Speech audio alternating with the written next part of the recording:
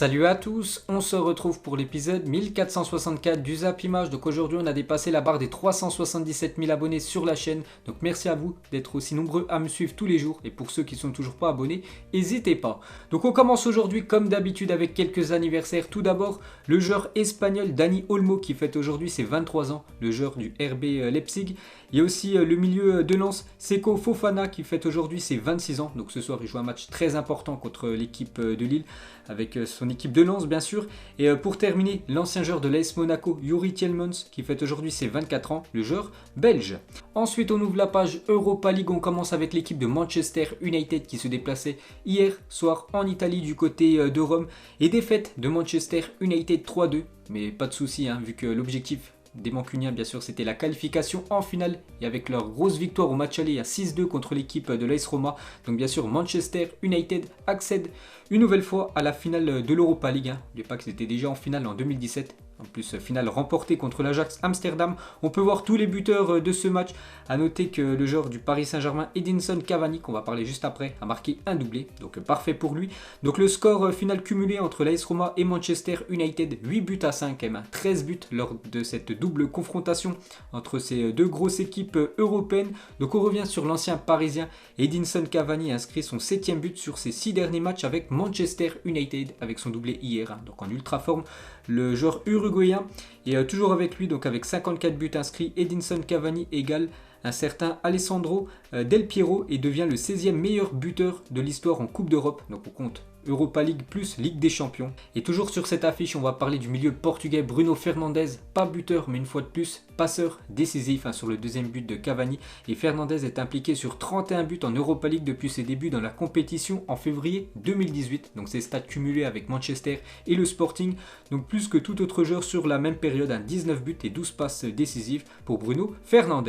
Ensuite on va parler de l'autre demi-finale entre Arsenal et Villarreal, score final 0-0, ce qui fait les affaires bien sûr de l'équipe espagnole de Villarreal, vu qu'ils avaient gagné le match 2-1 au match aller. Donc du coup Villarreal file en finale, Arsenal éliminé. Donc Arsenal, une saison à vite oubliée, donc une saison quand même catastrophe pour les Gunners. Donc Ligue Europa, donc éliminé en demi-finale. Première Ligue actuellement 9e du classement, très très loin. En League Cup éliminé en quart de finale et FA Cup éliminé en 16e de finale. Donc une saison catastrophe pour les Gunners, et Arsenal pourrait ne pas se qualifier en Coupe d'Europe pour la première fois depuis 1996. Donc ça fait quand même plus de 20 ans à chaque fois Arsenal se qualifie pour la saison suivante en Coupe d'Europe. Et pour la saison prochaine, ça sent quand même pas bon pour Arsenal, qui devrait faire une saison tout simplement avec les coupes nationales et le championnat. Et pour finir avec cette équipe des Gunners, donc il y a 15 ans, jour pour jour, Arsenal faisait ses adieux à son stade mythique, stade d'Highbury. À l'époque, je pense les plus anciens connaissent, les plus jeunes, je pense pas. Donc ce stade où bien sûr cette équipe de Arsenal à l'époque remportait quand même beaucoup de trophées. Et maintenant, c'est plus du tout pareil. Ensuite, toujours avec l'Europa League, donc on va parler de cette équipe de Villarreal. Donc parce que pour eux, parfait ce 0-0 hier. Donc du coup, qualification en finale, on peut voir la joie des joueurs espagnols. Et on va parler du coach Unai Emery. N'oubliez pas, ancien coach de Arsenal, coach actuellement de Villarreal. Donc il a fait un gros coup dans son ancien club. Et c'est quand même la 9e participation pour lui en Europa League. Et c'est quand même la 5e finale disputée en 9 participations. C'est quand même un bilan énorme. 3 succès en 4 finales jusqu'ici. On peut voir voilà, les 5 finales qu'il a disputées. Donc 3 fois avec Séville, 3 fois vainqueur. Une fois, il s'était incliné en 2019 avec l'équipe de Arsenal. Et cette année, nouvelle finale, bien sûr, contre Manchester United dans quelques jours. Donc son bilan en Europa League, 95 matchs pour 60 victoires, 22 matchs nuls et seulement 13 défaites pour Unai Emery. Ensuite, un club très fermé, seuls Alex Ferguson et Giovanni Trapattoni, 6, ont disputé plus de finales européennes qu'Unai Emery, 5 en tant qu'entraîneur. Son compte bien sûr Ligue des Champions plus Europa League, pour vous montrer voilà, qu'il est performant en Coupe d'Europe, l'ancien coach du PSG. Ensuite, toujours avec l'équipe de Villarreal, donc club les plus capés en phase d'élimination directe de l'Europa League, on peut voir que Villarreal actuellement classé 2e derrière le Benfica, 42 matchs élimination directe pour les Portugais, 40 pour Villarreal, 39 pour Séville et 34 pour l'équipe de Valence, beaucoup de clubs espagnols dans ce classement. Ensuite, depuis 2004, l'Espagne a envoyé 7 clubs différents en finale de Coupe d'Europe pour un total de 19 finales depuis 2004. Donc bien sûr on compte finale Ligue des Champions plus finale de l'Europa League, 5 fois l'Atlético, 4 fois le Real Madrid, 4 fois le Barça, 4 fois Séville, une fois Bilbao, une fois Villarreal, une fois l'équipe de Valence. Ensuite, du coup, c'est officiel, hein. Voici l'affiche de la finale de l'Europa League, Villarreal contre l'équipe de Manchester United. Donc notez dans vos agendas. Donc le 26 mai prochain, ça sera en Pologne, la finale de l'Europa League à Manchester United contre l'équipe espagnole de Villarreal. Et 3 jours après, le 29 mai, en Turquie, Manchester City contre l'équipe de Chelsea. Donc les deux finales cette saison de Coupe d'Europe. Donc Manchester peut devenir la troisième ville à réaliser un doublé européen après Milan en 1994. Hein. L'Inter vainqueur de l'Europa League, l'AC Milan vainqueur de la Ligue des Champions lors de la même saison. En 2018, hein, le Real Madrid et l'Atlético Madrid et peut-être Manchester les gars pour cette année 2021.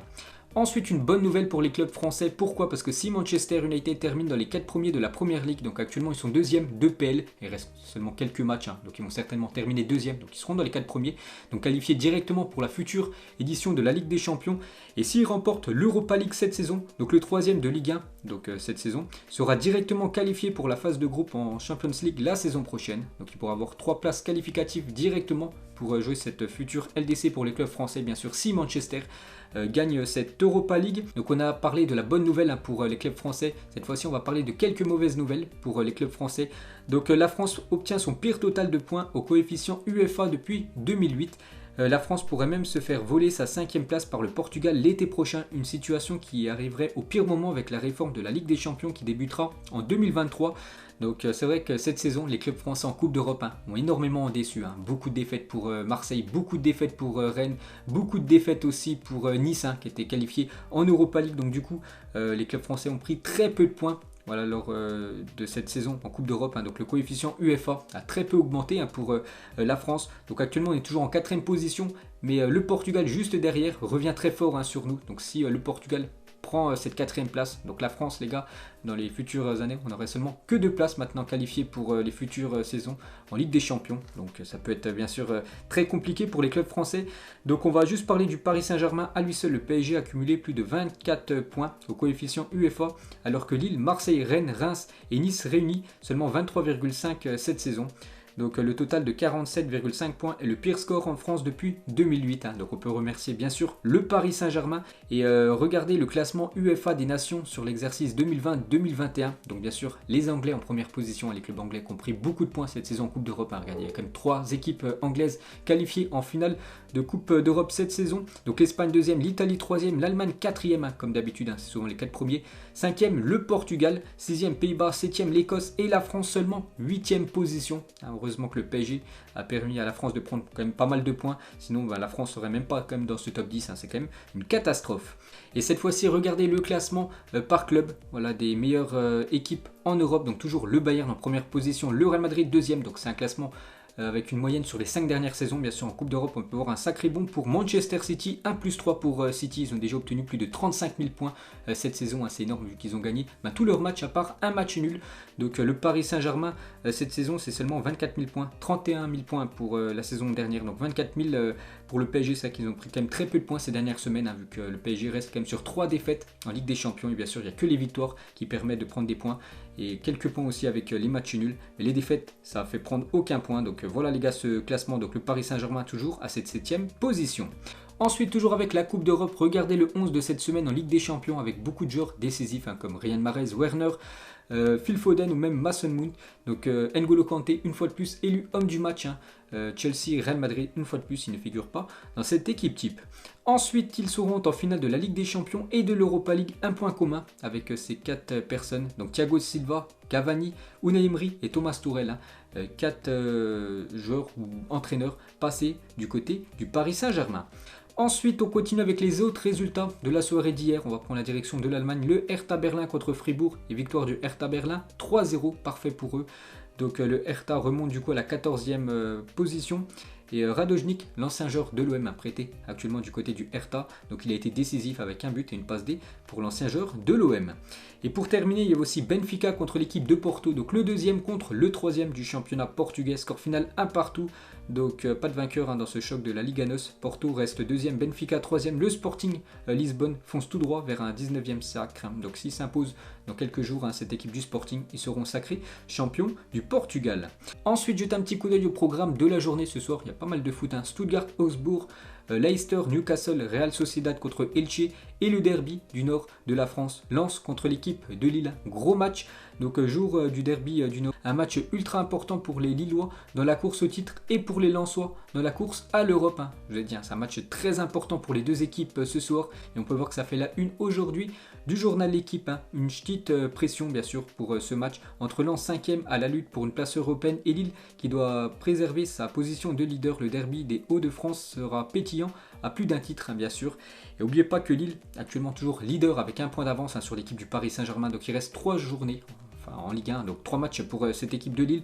Et depuis la victoire à 3 points, donc leader avec un point d'avance ou moins à la 36e journée, donc à 2 journées du terme. Donc la Auxerre en 95-96, ils avaient un point d'avance sur le deuxième, donc ils ont été sacrés champions. Mais l'OM en 2008-2009 avec un point d'avance lors de la 36e journée, mais ils avaient terminé deuxième. C'est pour ça, attention à Lille, victoire obligatoire ce soir contre Lens. Ensuite, toujours sur ce match, donc Gaël Kakuta, un joueur de Lens, il a dit on peut aller chercher plus haut, on va essayer de le faire. Et si on peut priver Lille du titre, ça serait beau aussi. Je préfère que Paris soit champion. Donc il a dit ça en conférence de presse, donc bien sûr le derby est lancé. Voilà, il préfère que Paris soit champion à la place de Lille, parce que bien sûr il y a de la rivalité entre les Lensois et les Lillois. Et Burak Yilmaz, lui aussi en conférence de presse hier, il a dit par rapport au respect, il aurait dû garder ça pour lui, ne pas le dire à l'extérieur. En plus, ils viennent de jouer contre Paris où ils ont perdu. Je n'ai rien d'autre à ajouter. Donc bien sûr, on verra ce que ça va donner ce soir. Ensuite, on va parler du Paris Saint-Germain qui joue son match de championnat ce week-end. Ça sera dimanche du côté de Rennes. Et on va parler de Mbappé, qui a loupé le dernier match contre City. Devrait faire son retour sur les terrains face à Montpellier en demi-finale de Coupe de France mercredi prochain. Il était de toute façon suspendu pour le match de championnat ce week-end face au Stade Rennais. Donc il devrait être de retour semaine prochaine. Mbappé, donc toujours avec Kylian Mbappé, on va comparer ses stats avec celles de Neymar, donc lequel est le plus influent cette saison. Donc toute compétition confondue, Neymar c'est 27 matchs joués, c'est quand même très peu.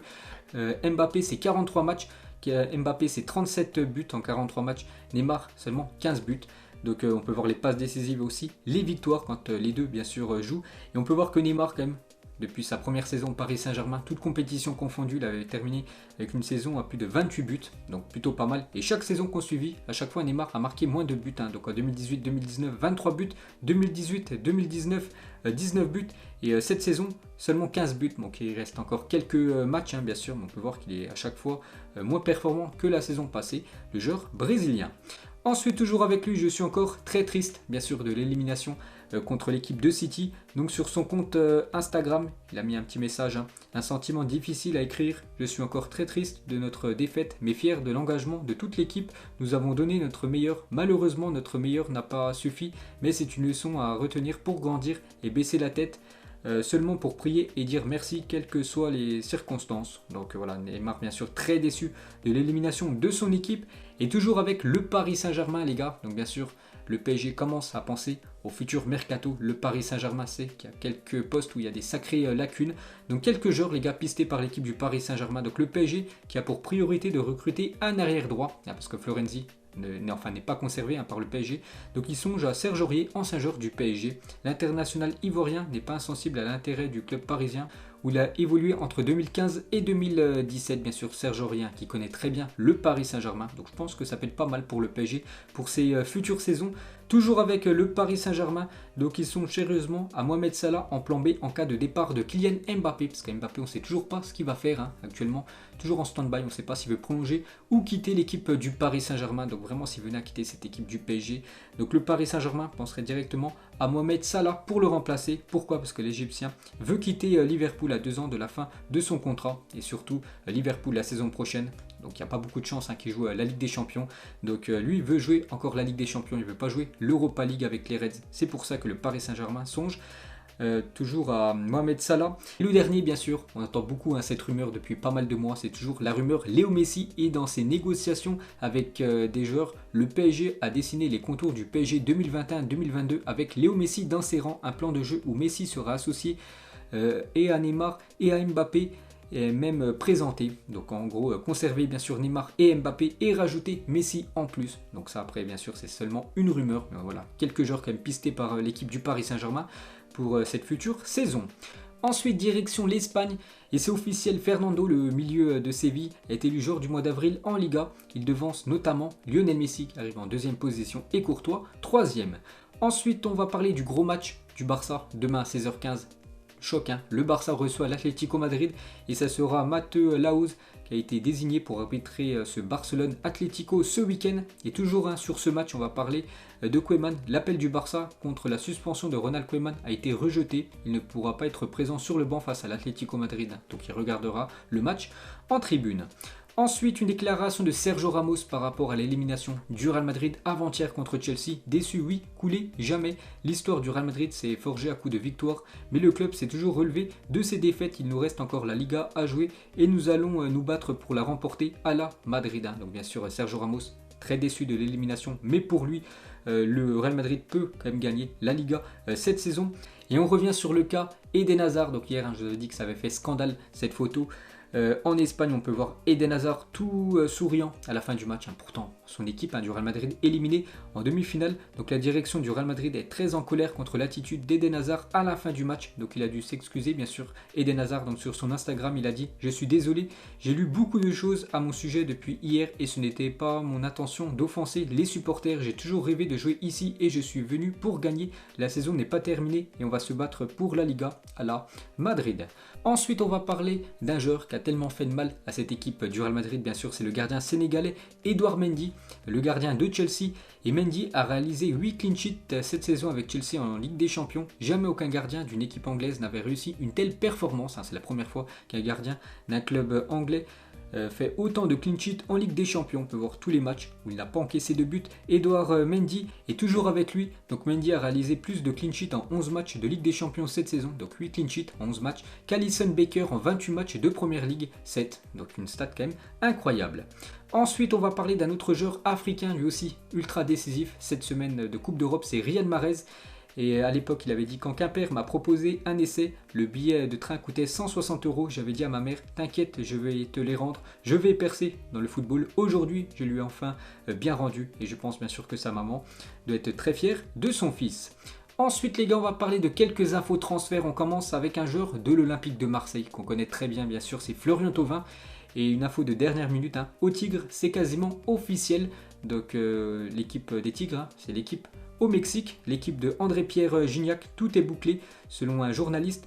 Et on peut voir aussi que le journaliste Fabrizio Romano, donc un journaliste lui très bien renseigné sur les transferts, lui aussi confirme que Thauvin est très proche de signer au Mexique. Thauvin a reçu une offre officielle de Tigre au Mexique. Il sera libre cet été et ne prolongera pas son contrat avec Marseille. Donc il devrait signer gratuitement du côté des Tigres. Et c'est quand même un gros coup dur pour l'OM de ne pas conserver Florian Thauvin. Pourquoi? Parce que l'OM va perdre gratuitement Thauvin, joueur du club le plus décisif du 21e siècle. Ses stats, c'est 86 buts et 54 passes D pour le joueur français. Et toujours avec l'Olympique de Marseille, on va parler cette fois-ci d'un joueur qui devrait prolonger l'aventure. C'est Jordan Amavi, libre cet été, va prolonger à l'OM jusqu'en juin 2025. L'officialisation devrait avoir lieu en fin de semaine. Donc lui devrait bien prolonger de quelques saisons supplémentaires du côté de l'OM. On va parler d'un autre joueur, le rappeur Dinor, donc un joueur marocain, est actuellement ciblé par plusieurs clubs de Serie A et 3 clubs de Première Ligue. Sont mis en avant son potentiel technique, ses sorties de balles et sa qualité de passe.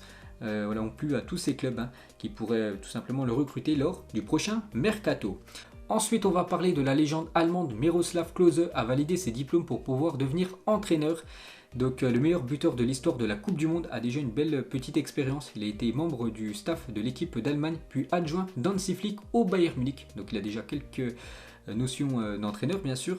Et du coup là il devrait prendre son premier club très prochainement vu qu'il a passé ses diplômes. Le joueur Miroslav Klose. Ensuite, on va parler du football féminin et la Fédération française de football a décidé de réduire à 10 le nombre d'équipes en D1 féminine à compter de la saison prochaine. Il y aura toujours 2 relégués cette saison, mais aucun promu. Personne montera de deuxième division en première division. Donc du coup, cette première division féminine, où actuellement on peut voir il y a 12 clubs, donc la saison prochaine il y aura seulement 10 équipes. Donc une joueuse de l'Olympique lyonnais, Egeberg, elle a dit: c'est une honte, autant faire un petit tournoi un week-end de mai prochain si on dérange la FFF. Bravo à toutes et à tous. Donc elle bien sûr très déçue, il n'y a pas beaucoup d'équipes en première division féminine, seulement 12 équipes, c'est pas beaucoup bien sûr, et là ils vont passer normalement à 10 pour la prochaine saison. Ensuite, touché à un ligament de la cheville, Youssoufa Moukoko est forfait pour l'Euro U21. Donc la jeune pépite allemande est bien forfait pour cet Euro. Dans quelques semaines, cette fois-ci on va parler parler de l'équipe de France et les matchs à domicile de la rentrée des Bleus se joueront à Strasbourg le 1er septembre prochain et à Lyon quelques jours plus tard. Et pour finir ce Zap Image, on termine bien sûr avec les 2 finales de la Coupe d'Europe. Donc une question très simple, mettez-moi en commentaire pour vous qui sera les 2 équipes vainqueurs. Donc moi je vais rester sur Manchester City vainqueur de la Ligue des Champions et Manchester United vainqueur de l'Europa League. Donc en gros la ville de Manchester va tout rafler cette saison. Donc voilà les gars, la fin de ce Zap Image 1464. Donc si ça vous a plu, un petit like et on se retrouve demain pour le prochain épisode. Ciao à tous.